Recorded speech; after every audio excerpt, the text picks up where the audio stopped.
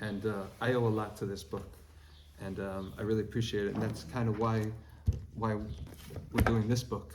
So I can't tell you enough how much I would encourage you to get a copy. Okay. Bring it. That's my little plug. Yeah, why not follow along? If you follow along here, I guarantee you it's much more likely that you will open it up at home, as opposed to waiting for a time that you're going to open it up at home. Okay, so we're on chapter 3. Until now, we've been just talking about introductions, and the last session we had, we were trying to dispel common misconceptions about the concept of melacha. Now maybe we can address the beginnings of what melacha is. Okay, the basic premise of melacha. The 39 melachot form the basis of the restrictions and prohibitions of Shabbos. In order to understand the prohibitions of Shabbos, it is necessary to define the concept of melacha. What is a melacha? The word melacha refers to the primary activities or labors that were performed in the Mishkan that are forbidden on Shabbos. I would say that they were the primary activities that were necessary to build the Mishkan, and the things that were used to create the Mishkan. I'll give you an example. So in order to create, there were certain, like for example, the curtains had to be dyed certain colors. In order to prepare those dyes, they had to grow certain herbs and then process them in certain ways to make the dyes, right? So the cultivation of those plants, all the various acts that we identify as separate, distinct acts in order to cultivate them and ultimately process them into a dye, and then ultimately the act of dyeing, that would be a great case study of a series of melachot, right? So that's an example, meaning that was necessary for the building of the Mishkan, okay? There may be examples that are argued that were for the actual work done in the Mishkan, but I think you can make a case that really it was all things specifically to build the Mishkan, and that's really the point. That's why we can talk about that later, but I'm just noting that over here. Okay, the Torah repeats the ban on melacha in the Chumash no less than 12 times. 12 times in the Chumash it says, don't do melacha. Yet nowhere do the scriptures actually specify what melacha entails. It never defines melacha. This vital knowledge was transmitted through the generations by the sages of the Mishnah and the Talmud. The Mishnah and the Talmud are the embodiment of what we call the oral Torah law, the Torah Shabbat. So the note here is that the definitions of melacha that God intimated to us at Sinai were never written in the Torah Shabbat. Chazal know through Torah Shabbat that the Torah command, lo ta'aseh kol melacha, you shall not do any melacha, refers to the types of activities specifically performed in the Mishkan. The construction, or according to some authorities, the regular functioning of the Mishkan. They also knew that the total building or functioning process of the Mishkan was specifically divided into 39 separate primary activities. Okay, so when we talk about the 39, the Lametet Melachot, we're talking about something called Avot Melacha, the paradigms, meaning 39 main categories. Each category has a whole series of what we call Toldot. Okay, those are subcategories. Through the same oral law, Chazal knew the precise identities of each of the 39 melachot. However, merely identifying each melacha provides only skeletal knowledge of what is restricted on Shabbos. Each melacha of the Mishkan has a set of characteristics with which many similar activities can be identified. Meaning we take this particular melacha and we use that for defining criteria that we apply to any act, to determine whether an act can fit into the category of that melacha. Meaning we have to have defining criteria, okay? So, in other words, each of the melachot actually represents a category of related activities that are all included in the restriction of that melacha. The key to knowing what is included in a melacha category lies in first understanding the basic elements and characteristics of the Av melacha. Avot and Toldot, primary labors and derived labors. As previously explained, a malacha is not merely a single specific act, but is in effect a category or family of related activities whose basic elements and characteristics are all alike. The primary act that was actually performed in the Mishkan represents the root of the melacha, and that's what we'll call the Av melacha, or the father, or the paradigm, the archetype. This Av Melacha dictates the basic elements necessary to be included in that category in much the same way that a father's genetic makeup determines the traits in his offspring. He's going with the translation of Av as father, but I would insist on a truer definition, meaning archetype. Okay? That's, by the way, when we talk about our avot, our forefathers, we don't mean just our forefathers, because the Shvatim are also our forefathers, right? If you're a Kohen, then you come from Levi. Levi is your forefather too. We say there are only three. Chazal say there are only three forefathers. That's confusing. There are only 12. Wait a second. There's only three avot, who we call avot, right? What does that mean? That these are archetypes. Avot means archetypes. The Mishnah says there are arba avot nizikin. There are 4 categories of damages, right? Those are archetypes, okay? But very much so, an archetype, right, is called an av, because just like a father's genetic makeup determines the trait in his offspring, so this primary definition of the malacha will determine what anything that fits into that category, even if it's not directly that. While the offspring may not be completely identical to the father, their basic characteristics are. Activities similar in their basic characteristics to those of the Av Melacha are called toldot, progeny, offspring, sub-activities. Okay? Here's an example. So one of the melachot is zorea, which means sowing. Okay? That is in a series of 10 called Sidura de Pat. The series, the Seder, the order of making bread. Making bread starts with cultivating the earth, plowing to make the earth viable for accepting seed, right? And results all the way in baking, so, and everything in between. So zorea is sowing. That's when you put the seed in the furrow that you plowed in the ground. The Av Melacha of zorea, the Av of zorea, is the act of planting seeds. However, the premise of zorea, how Chazal tell us to understand zorea, includes promoting plant growth in any way.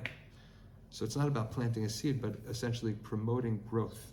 So that means that under that rubric, right, watering plants or vegetation is a tolda. Okay? So, are we having technical difficulties? No, it's fine now. Okay. Okay, so even though if I told you, hey, category of malacha is called zorea, it's called planting, so I have to contextualize that or tell you that how we understand that means a growth of vegetation being cultivated, which includes even watering plants. Okay? You would not have known that if I didn't define to you what it means when I say zorea. Okay? Okay, so the connection between avot and toldot. Examples of numerous melachot can serve to illustrate the vital connections between the av and the tolda, and we will elaborate. So there is a melacha called milabein, which means to make white, to scour, or to clean, right? We're talking about laundry. Washing soiled clothing or laundry is the av melacha of milabein, meaning that's the form of milabein, whitening, that was done in the Mishkan. That was the act in the Mishkan. However, the premise of milabein includes cleansing a fabric of any color or material by any means. It has nothing to do with turning something white. Therefore, wetting fabrics with a clear liquid, scrubbing stains from even dry garments, or even brushing dust off of a new black hat or jacket are all toldot of milabein. Because it wasn't just the act that was done by the Mishkan, but it was the intent of that act when it was done in the Mishkan, which will serve better to define for us what is forbidden. Okay? Tofer is sewing. There was a lot of sewing done in the construction of the Mishkan. The Av Melacha of Tofer, which means sewing, is the act of sewing 2 or more stitches in a seam, because that was what was necessary for the Mishkan. However, the premise of Tofer is the bonding of any 2 objects to form a single entity, by any means, not just sewing. So because sewing was done in the Mishkan, now it is forbidden to glue or tape 2 sheets of paper or similar objects firmly together in a permanent manner. Okay, so you start to see the relationship of the idea, the category, the act in the Mishkan, and now the practice. Okay, how that's applied. Okay, shochet, slaughtering. Slaughtering an animal is the Av Melacha of shochet. However, shochet also includes extinguishing any form of animal life. Therefore, killing even the tiniest insect by any method is a tolda of shochet. Okay? Even inflicting a bleeding wound upon a human or animal. This is all bracketed because this is a little bit of a digression. like the book is wont to do. Even inflicting a bleeding wound upon a human or animal, or causing a bruise, is also included in this malacha and is forbidden. To give somebody a black and blue mark intentionally on Shabbat is a violation of Shabbos, d'oraita. The reason the Torah refers to blood as nefesh, or soul, the life essence of the living creature, the pasuk says many times in the Chumash, ki adam hu nefesh, or right, it says that the blood, we identify the blood with nefesh, that quality of life that animates animal living creatures, right? Therefore, in this context, drawing blood is essentially equivalent to drawing out life, meaning we don't view, for the purposes of this halacha, life as an absolute, that black or white, meaning the life force itself being drawn out is a violation of Shabbos. Removing or terminating life even partially in this sense is considered shochet. So it's interesting, it's relative in this regard, okay? Okay, boneh, one may not build, right? So what is building? Creating or assembling a permanent structure, as was done with the boards of the Mishkan, right, is the av melacha of boneh. However, boneh also includes all forms of construction and assembly, even partial assembly. Creating abstract structures, meaning aesthetic structures that don't necessarily have a utilitarian purpose, can also be boneh. Okay? So for example, puncturing a boil or an abscess in the skin to create an opening to drain pus, or inserting a drain for the same purpose can be considered boneh. You're creating a structure, a functional structure. Reinserting the leg of a broken chair, or spreading gravel on a dirt path are similar examples of boneh, of construction. So we'll see all the myriad applications later on, but this is just to give you a sense of how wide it goes. A tolda must possess the elements of the av. It's not ad hoc, but we have to learn how to define how to define an av that has clear criteria for a tolda, and in order to be a tolda, it has to have those definite criteria of the av. One can often identify the basic elements of the av in each of the toldot. If the basic elements of any given act are not the same as a particular av, then that act cannot be considered a tolda. Here are two examples to illustrate this principle. So we have a malacha called gozes, which means shearing. That's when you take the wool off of a sheep in order to spin yarn, in order to weave, because that's what they did in the tabernacle. In order to weave, they had to spin threads. In order to spin threads, they had to shear sheep. Now, shearing sheep is not exclusively that which is forbidden, but that becomes a category that includes trimming your nails, your fingernails, or plucking your hairs, right, or getting a haircut, right? So, or maybe even peeling off dead skin. So shearing wool from a sheep or similar animal is the malacha of gozes. The av malacha of gozes also includes the removal or the excising of any part of the body. Therefore, cutting or pulling human hair is the tolda of gozes. However, cutting or pulling hair sewn into the backing of a wig is not gozes, because gozes by definition was done off of a living animal. What a distinction, right? So this is going to really sharpen our noodles, okay? Because the hair of a wig is not, or in the case of a human hair wig, it's no longer a natural part of the person's body. It's totally removed. It's an object that was nigzaz already, and is really nothing more than a decorative apparel. So we don't relate to it as an animal that you're pulling hair from. Cutting such hair is subsequently not a tolda of gozes, because it does not conform to the basic elements of the av malacha. Right? That's a pretty good example, easy to understand. Note, combing or pulling hair out of a wig on Shabbos may be prohibited for other reasons. Okay, I'm not saying it's legal, I'm just saying that this is not, it's not wrong because of gozes, because it does not share the qualities of gozes. Okay, we have the malacha of kotev, which means to write, and mochek, which means to erase. Okay? The av malacha of kosev, of writing, is to write two letters or characters or symbols, two graphics that have meaning, right, on a lasting surface.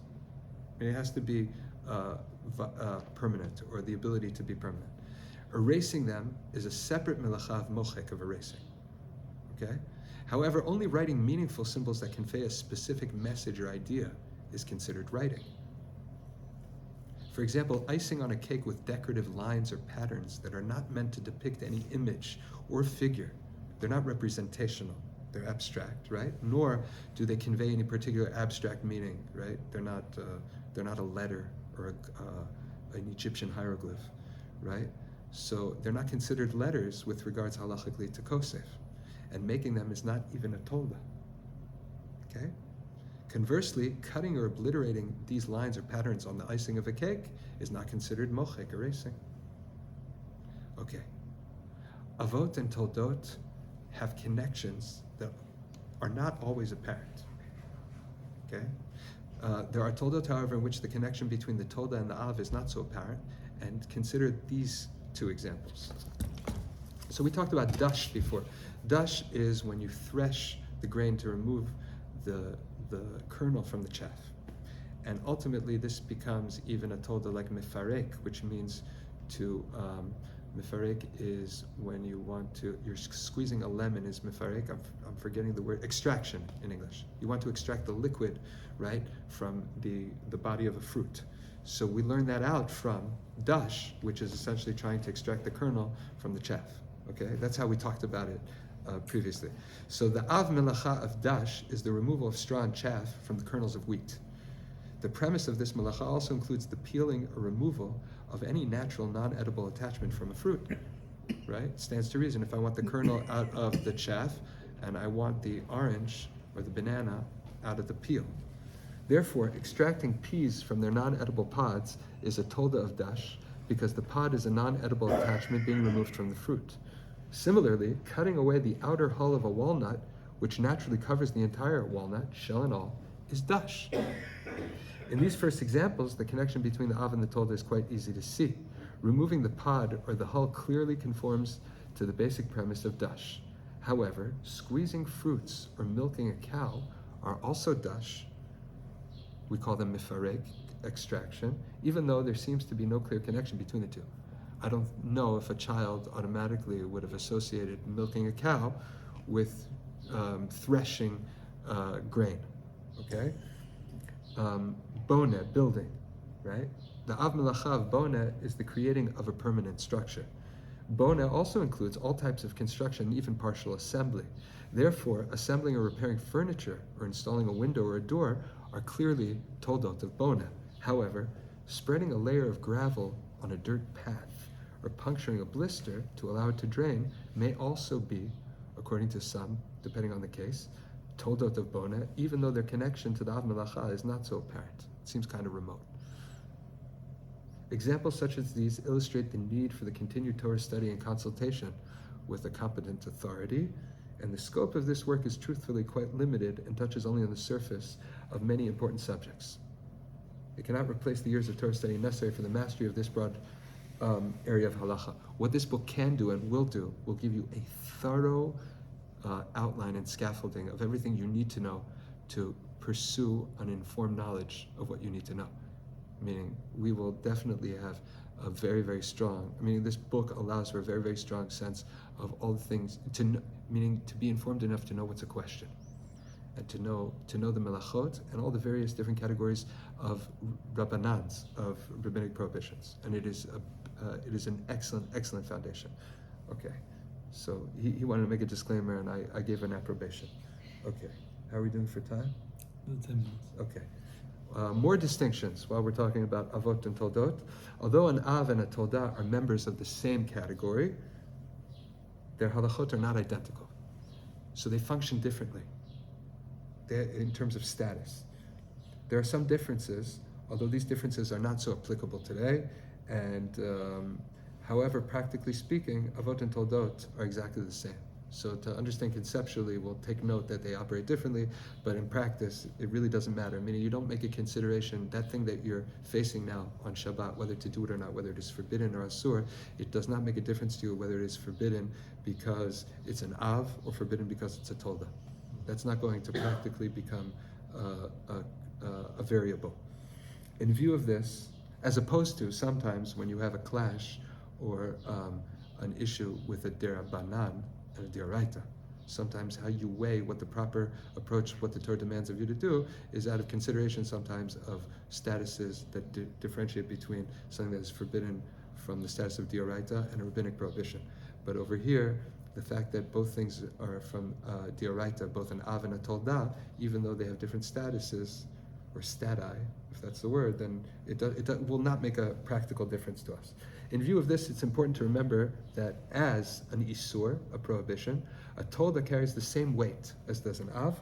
By no means may one attempt to mitigate its degree of severity with the rationale that it's only a Tolda. In the time of the Beit HaMikdash, one who deliberately transgressed a malacha on Shabbat, whether it was an Av or a Tolda, was liable to mitat bet din, capital punishment.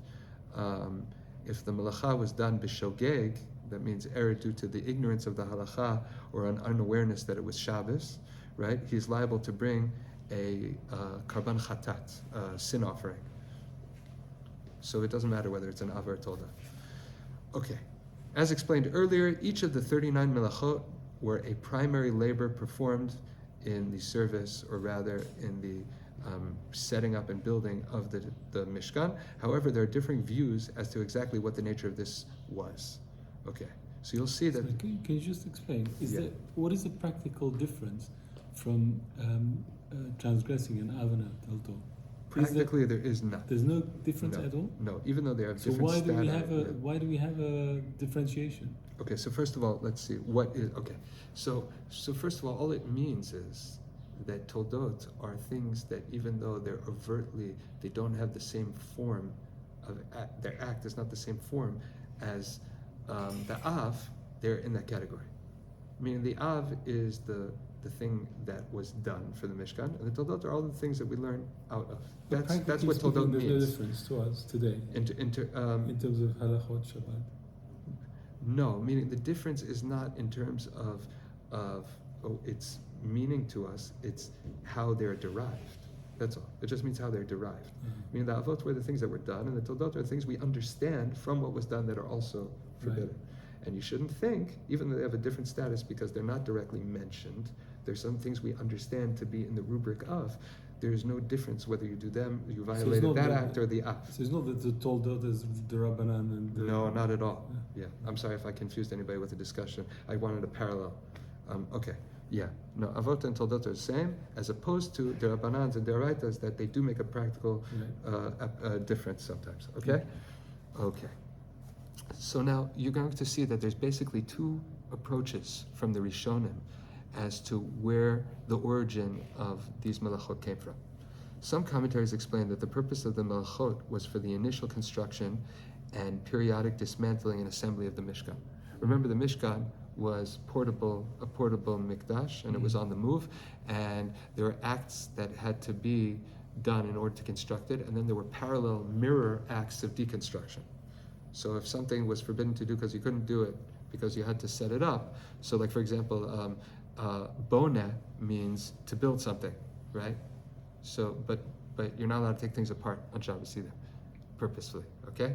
So according to one approach, it's the initial construction and periodic dismantling and assembly of the Mishkan that created these melachot, and in constructing the Mishkan, many diverse skills were required. For example, the curtains surrounding the temple courtyard, the azara, were dyed with specially prepared dyes.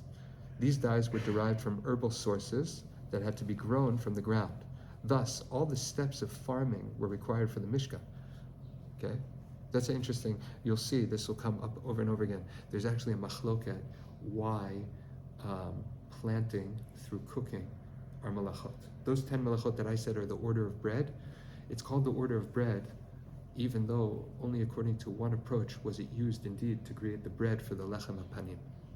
So if you hold that the acts were only for the construction and not for the service and bringing the sacrifices, so why is bread included? Bread was not, why do we need bread? Bread was part of the shulchan, and the shulchan was not, meaning in order to be a proper mishkan, it needed the kelim, the vessels. And the vessels, the shulchan could not be active as a shulchan without the bread. So in creating the lechem hapanim now, that becomes a vital steps in the process of the construction of the mishkan. So we call it the steps of bread, and according to one approach, it was necessary for the creation of the lechem hapanim. However, according to a completely different approach, they say no. Historically, the same exact 10 steps were done for the dyes. We had to cultivate the proper vegetation and then process it, and then ultimately dye with it. And they happen to parallel the same things that we call the order of bread. And if we call it the order of bread, it's because that's what's universally relevant to us. Okay, so you see right away that those are the two kind of in the background. You'll see, and we'll talk about it as we introduce each malacha. That sometimes there's a difference in the commentators of how this malacha came to be in the creation or in the fabrication of the Mishkan. Okay. So, for example, some of the curtains were made out of sheep's wool. This required the shearing and the processing of the wool, followed by the many steps of the weaving process. Animal furs were also used in the construction of the Mishkan, and necessitating the trapping of certain animals and the tanning of their hides. Of course, also their slaughtering, right? So you'll see that all the different categories that we have in Melchot come from these two separate things. That those things are included. Okay, the actual construction of the Mishkan involved, among other things, writing and erasing, igniting fire, right, for cooking, the dyes, maybe perhaps, right, extinguishing, and the assembly of the planks, called the krushim, okay, which formed the walls of the Mishkan. The planks themselves were made out of acacia wood, and they were overlaid with gold. All of these diverse areas of construction involve certain key activities, and these key activities are identified as the avot malacha of the Mishkan. For example, if the krushim, these beams, were covered in gold, then you had to hammer the gold, right? The hides that had to be tanned, they had to be cut to specific dimension. So now cutting to specific dimension is a melacha, etc., etc. Okay. According to some views, the malachot are derived not from the construction of the Mishkan, but rather from the regular sacrificial functions conducted in the Mishkan after it was fully assembled. Thus, the 39 malachot are derived from the key steps in the process of bringing the sacrifices required in the Mishkan. One of the regular karbanot was the weekly bread offering called lechem hapanim, which was placed on a table made of acacia wood and overlaid with gold, called the shulchan. All of the steps of grain farming, from plowing and seeding to the threshing and winnowing, were required for this bread offering. Additionally, it was necessary to mill the grain, sift it, then mix it with water into a dough, and finally to bake it in an oven. So this is actually a different approach that I mentioned before, that says that indeed it was for the fabrication of bread, but not because bread was necessary to construct the Mishkan, but rather to maintain it. Okay. These activities are the basic steps of making bread. There are 11 key steps to this process, and the Talmud refers to them as Sidura Depat, the order of bread. The 11 steps of Sidura Depat comprise the first 11 melachot of Shabbat. The other sacrificial functions of the Mishkan also involve numerous activities from which the other melachot are derived. The main focus of this halachic controversy is how to identify activities that are avot, as opposed to that which are toldot. But as noted earlier, the question is purely academic for nowadays, because in terms of practical application, that's how the avot were derived. Once we derive them, in terms of practice, it doesn't matter. Okay? Shkoyach. Shkoyach. Thank you so much. Toda. Any questions? Any questions? Yeah, let's say making the bread, right? Part of making bread is sewing. I'm sorry, part of making bread is? Sewing, Sewing, yeah. So planting the seed. Uh-huh. The planting the seed is not part of making bread. Right. It's two different things. Right, So the process of making bread requires planting. Okay, so There's a separate law called planting. excellent point. So we will say it like this, which is really, really the point. This is an excellent point. It is what is necessary in order to have the end process. It's not necessarily all the things that you'll have to do every time to make bread. It's what's necessary in order to have bread. Okay? And sewing is necessary to have bread. But you don't necessarily sew every time you make bread. You pick up where the flour is already on the shelf at the store. Right. So these are all the things that were necessary in terms of constructing the Mishkan, or in order to make sure, according to the other approach, that the Mishkan was functioning. Okay. Yeshivas.